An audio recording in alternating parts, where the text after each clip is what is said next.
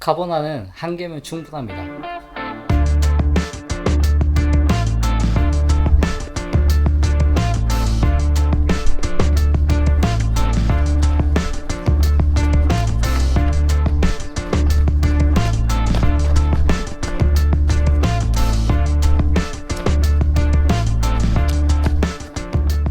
네, 안녕하십니까. 러너인바입니다. 오늘은 제가 살짝 민감할 수 있는 주제인 카보나에 대해서 얘기를 드려보고자 합니다. 그래서 카보나라고 하는 게 요즘에 사실 나온 지가 얼마 안 됐거든요. 그래서 카보나가 어떻게 시작되었고, 어떤 분들한테 카보나를 추천하는지, 그리고 카보나의 효과, 이런 것들에 대해서 한번 설명을 해보도록 하겠습니다. 시작하도록 하겠습니다. 네. 지금 제가 가져온 요 제품이 이제 대부분의 분들이 기억하시는 처음 베이퍼 플라이일 겁니다. 그래서 요 제품 같은 경우에 이제 킵초게가 2시간 이제 프로젝트를 진행하고 나서 그리고 나서 이제 나온 제품인 걸로 알고 있는데요. 그때 많은 분들이 카본을 이용해서 기록을 단축하는 거에 대해서 되게 관심이 있었고 많은 분들의 관심을 받으면서 시작을 했습니다. 그래서 결국에는 이제 킵초게가 2시간의 벽을 깼습니다. 공식적인 기록은 아니고 이제 여러 페이서들의 도움을 받아서 진행이 된 거지만요. 제가 알기로 그러니까 세계 기록으로 인정받지는 못하는 걸로 알고 있습니다. 그래서 킵초게가 그 다음에 이제 킵툼이라든가 이런 사람들이 이제 깼으면 더 좋았을 것 같은데 언젠가는 저는 깨질 거라고 믿고 있습니다. 그래서 사람들이 이 신발에 등장하고 나서 이제 많은 러너들이 어떻게 생각을 하냐면은 내가 저걸 신으면 나도 혹시 기록을 많이 줄일 수 있을까? 라는 생각을 했고 저도 그렇게 생각을 했습니다. 그래서 제가 기억하는 게 제가 처음 이 러닝을 시작했을 때는 물론 그때라고 하면은 이제 그냥 뭐 10km나 대회 한번 나가볼까? 라고 생각했던 시기입니다. 그때 러닝 대회를 준비하면서 제가 봤었던 신발은 뭐 타사 재팬이라든가 그 다음에 그때는 사실 아식스가 거의 독보적이었습니다. 그런 신발이었던 걸로 기억을 하고요. 그래서 제가 10km 대회를 처음 나갔을 때 신었던 신발이 아식스의 큐뮬러스라는 신발입니다. 그 신발을 샀던 이유는 되게 간단합니다. 제가 발 자체가 저번에 한번 얘기를 드렸지만 부주상골이 있는데요. 그래서 약간 발이 쉽게 붓는 편이었습니다. 그래서 뛰면은 약간 발이 아프기도 해서 찾아보니까 발이 안쪽으로 돌아가는 경우에는 이제 안정화를 신어주면 좋다라고 해서 안정화 중에 뭐가 있냐라고 찾아봤더니 뭐 여러 개가 있는데 다른 것들은 뭐 디자인이나 별로 안 예뻤고 아식스의 큐뮬러스가 거의 막 60% 할인을 해서 제가 기억하기로 한 5만원, 6만원 정도에 샀던 기억이 납니다. 그래서 가격도 저렴하니까 저걸로 해서 한번 신어봐야겠다 라고 했고 그 신발을 신고 대회를 나갔었고 복사골 마라톤에서 36분대를 뛰었던 걸로 기억을 하고 있습니다.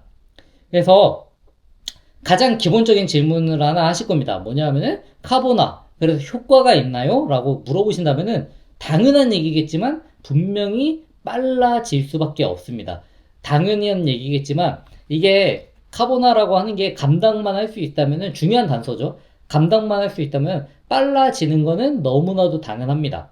그러면은 카보나의 효과에 대해서 한번 생각을 해보겠습니다. 카보나를 신었을 때 많은 분들이 그렇고 저도 처음에 정말 놀랐습니다. 딱 신고 나서 어떤 느낌이 들었냐면요.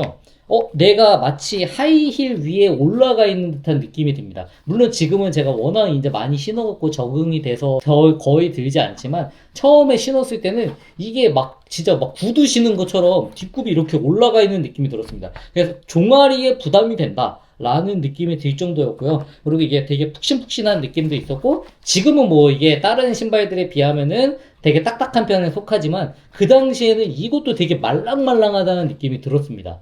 그래서 카보나라고 하는 거는 어떤 효과를 가지고 있냐면요. 처음에 내가 평소에 뛰던 페이스보다 조금 더 빠르게 뛰어도 그냥 이렇게 갈 수 있는 느낌이 드는데요. 저는 그 기록적인 차이가 한 킬로미터당 한 5초에서 10초? 정도라고 생각을 합니다. 근데 이게 뭐 5초에서 10초면은 뭐 별거 차이도 아니네 라고 생각을 하실 수도 있지만 내가 기본적으로 한계치에 다다랐을 때 내가 낼 수 있는 기록 이런 신체적인 한계치에 다다랐을 때는 그 5초에서 10초가 어마어마한 차이입니다. 풀코스 기준으로 하면은 10초면은 7분 차이가 나는 거거든요. 그래서 그 차이라고 하는 거는 정말 극복하기 어려운 수준의 차이가 발생할 수 있고, 그런 면에서 봤을 때는 카보나라고 하는 게 충분히 효과를 가지고 있다라고 저는 생각하고 있습니다.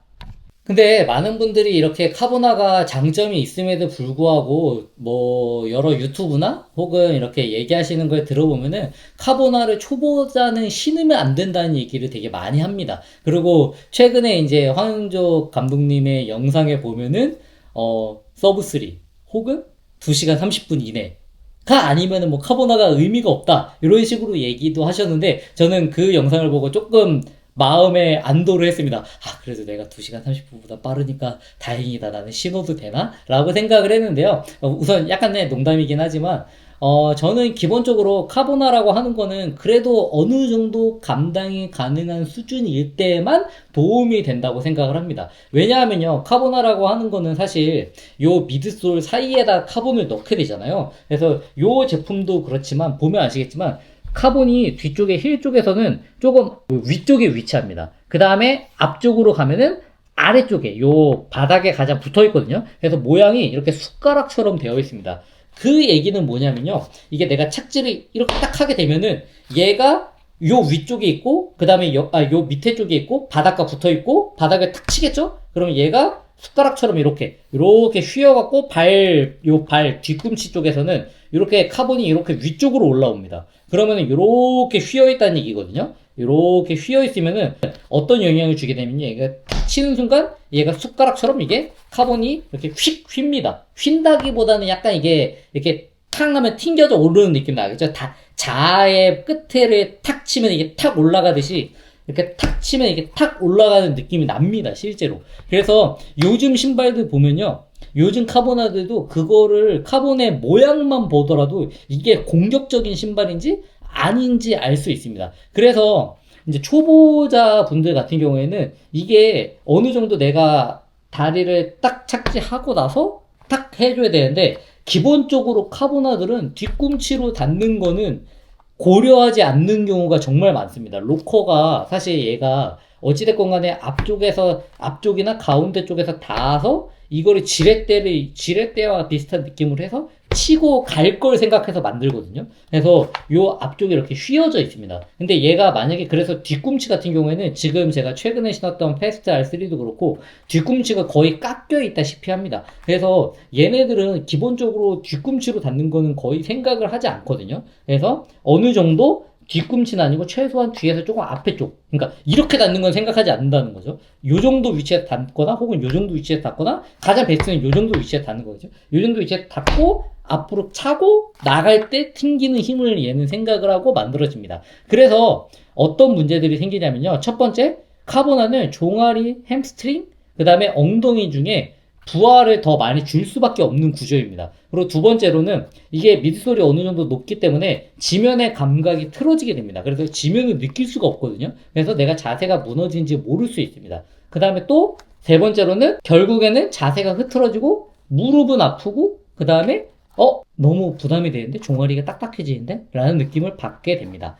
그러면은 카보나가 제가 생각하기에 불필요한 이유에 대해서 한번 설명을 해드리도록 하겠습니다. 자, 첫 번째로는요, 카보나가 가장 기본적인 이유죠. 비쌉니다.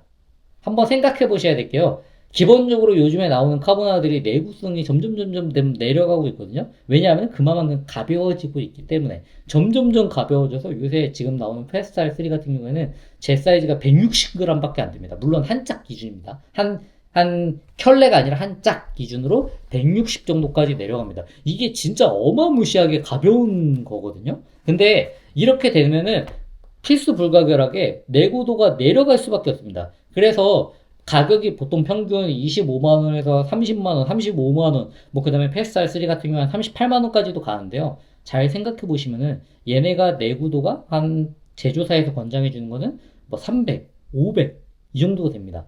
500 정도라고 치면은 500에 35만원이면은 대략 700원이거든요. 1kg에.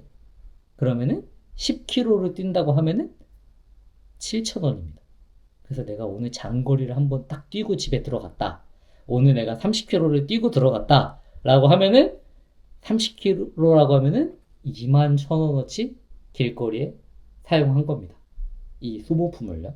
그렇기 때문에 첫 번째, 가격이 너무 비싸다.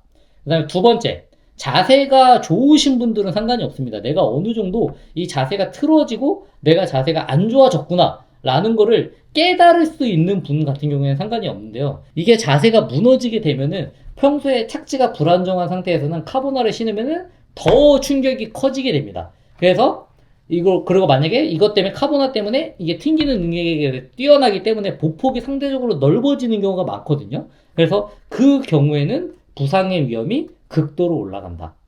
그 다음에 세 번째, 마지막입니다. 마지막으로 세 번째는요, 카보나를 신으면은 내가 잘 뛴다는 착각을 일으키게 됩니다. 그래서 어느 정도 물론 막 많이 신으면 이게 뭐 별 차이도 못 느끼고 어차피 카보나의 기준이 맞춰지기 때문에 별로 잘 못 느끼긴 하는데요. 처음 딱 카보나를 신게 되면은 이거 자체가 너무나도 가볍고 잘 나가기 때문에 내가 감당할 수 없는 페이스인데도 불구하고 내가 이거를 감당해서 갈 수 있을 거라고 생각하는 분들이 말 그대로 공짜로 가는 느낌이 들기 때문이죠. 그래서 제가 페가수스 같은 경우에는 어떻게 표현을 하냐면요. 한 땀 한 땀 내가 밟아서 간다는 느낌이 듭니다. 근데 카보나는 사실 쉽게 얘기하자면은 진짜 말 그대로 내가 이렇게 밟아 놔도 얘가 튕겨서 앞으로 공짜로 가는 느낌이 들 정도이거든요. 그렇기 때문에 저는 요 세 가지 이유 때문에 카보나를 추천하지 않습니다.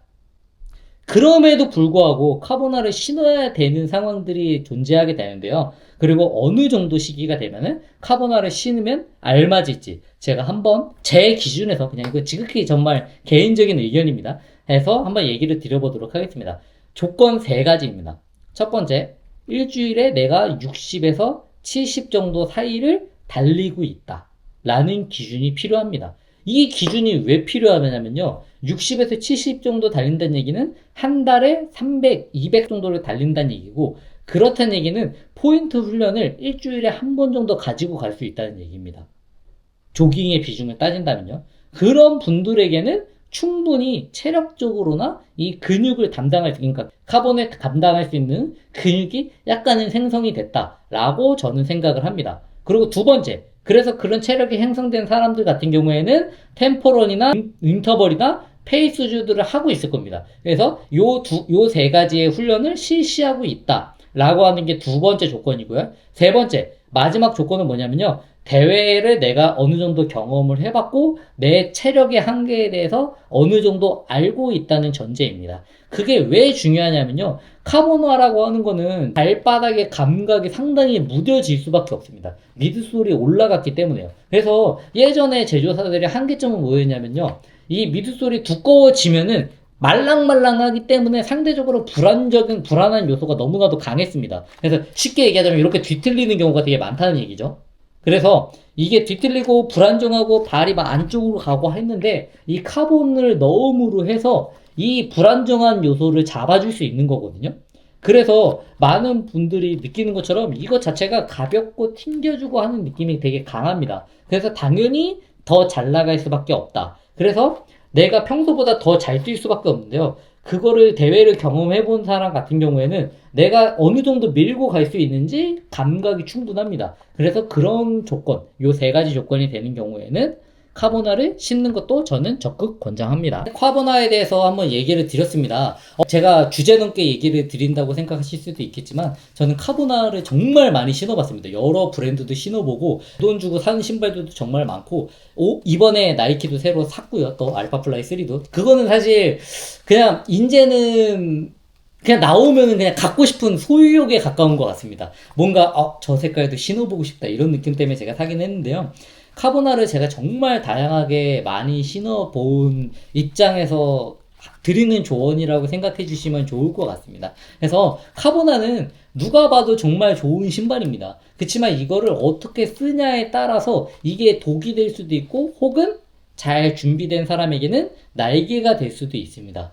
그래서 준비가 안 된 주자에게는 이게 충분히 부상의 위험이 크거든요. 그래서 제가 생각하기에는 카보나를 신고 안 신고의 기준은 기록으로 보기보다는 내가 요 신발을 충분히 신고 감당할 수 있을 만한 근력이 되느냐 라는 거를 중요하게 얘기를 드리고 싶고요. 그래서 제가 보통 이제 대부분의 그런 다른 운동들을 많이 하시는 분들 뭐 크로스핏을 하시거나 뭐 평소에도 근력 운동을 하시거나 평소에도 막 뭐 클라이밍을 하거나 뭐 맨몸 운동을 하시는 분들, 이런 분들 같은 경우는 상대적으로 부상 위험이 낮아집니다. 왜냐하면은 이 신발을 신더라도, 카보나를 신더라도 상대적으로 근육이 어느 정도 완성이 되어 있거든요. 그래서 카보나를 신기 위해서 보강 운동을 하는 것도 저는 추천을 드립니다. 자신한테 맞는 카보나도 저는 존재한다고 생각을 하기 때문에, 뭐 예를 들어서 뭐 아디다스의 프로4 같은 경우에는 저는 되게 안정적인 신발이라고 생각합니다.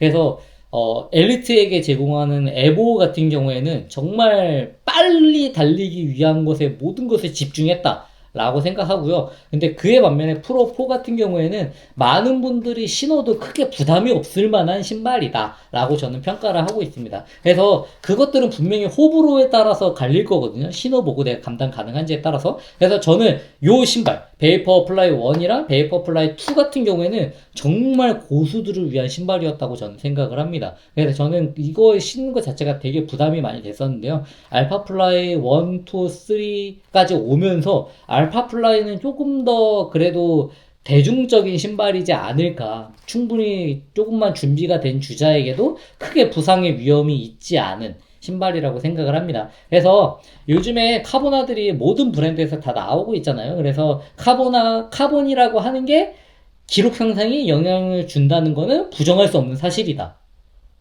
그거는 냉정하게 보더라도, 객관적인 수치로 보더라도 부정할 수 없는 사실이다. 그렇지만 카보나를 신는다고 무조건 다 잘 떼어지는 건 아니다. 그렇기 때문에 카보나라고 하는 도구를 내가 잘 활용할 수 있는 몸을 만드는 게 먼저이다 라고 얘기를 드리고 싶습니다. 가볍게 다뤄봤는데요. 이제 다음 영상으로는 제가 이 카보나를 어떤 때 많이 사용하는지, 어느 정도의 비중으로 제가 가지고 가는지에 대해서 한번 얘기를 드려보도록 하겠습니다. 이상 러너인바였습니다. 다음에 또 찾아오도록 하겠습니다.